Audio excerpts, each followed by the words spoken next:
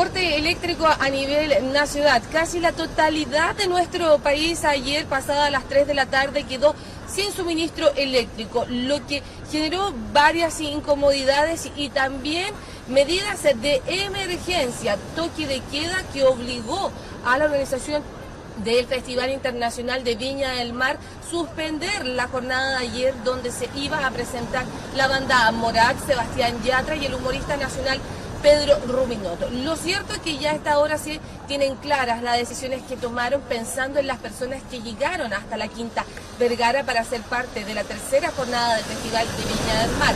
¿Qué tenemos claro y qué es lo que se va a ejecutar? Finalmente, esta noche que fue suspendida se realizará el día sábado 1 de marzo, es decir, la banda Morat, Sebastián Yatra y el humorista nacional Pedro Ruminot se presentarán en el escenario de la Quinta Vergara. Y ojo, que las personas que no pudieran estar en esa jornada van a tener la devolución de la totalidad de lo que consideraban en su boleto.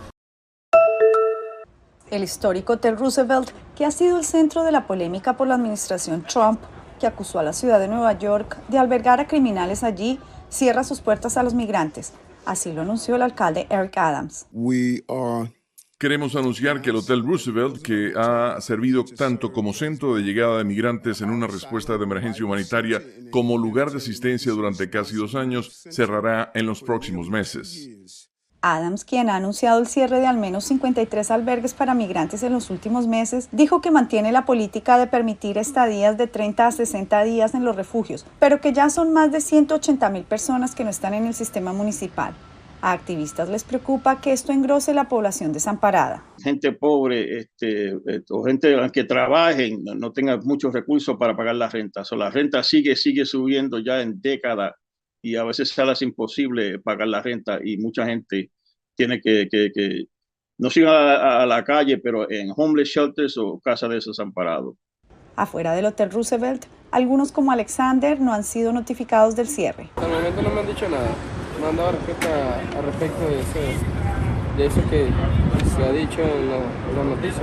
Este hotel, que cuenta con casi 1,000 habitaciones, fue el centro de procesamiento de la migración en la ciudad durante el pico de la crisis en mayo de 2023. El presidente Donald Trump anunció un nuevo camino hacia la ciudadanía estadounidense, una costosa tarjeta dorada. Estados Unidos venderá estas tarjetas por $5 millones a extranjeros que quieran mudarse al país y crear puestos de trabajo, anunció Trump este martes. Tarjetas que darán a los compradores los mismos privilegios de la tarjeta verde, el documento que tienen los residentes permanentes, además de que será una ruta hacia la ciudadanía. Trump las calificó como algo parecido a una tarjeta verde, pero con un nivel más alto de sofisticación, y dijo que el programa de inmigración, que según él es legal, podría empezar en unas 2 semanas. Añadió que es posible que los oligarcas rusos puedan optar a estas tarjetas. La gente rica vendrá a nuestro país comprando esta tarjeta, dijo. Serán ricos y tendrán éxito y gastarán mucho dinero y pagarán muchos impuestos y emplearán a mucha gente.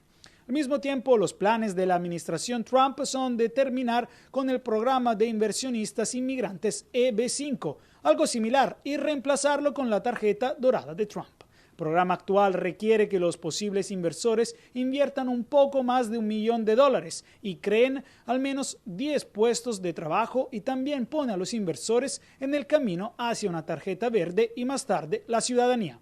Sin embargo, no está claro si Trump puede poner fin al programa EB5 sin la bendición del Congreso, ya que el programa para inversores acaba de ser reautorizado en 2022. Desde Washington, Jacopo Luzzi, Voz de América para Telearuba.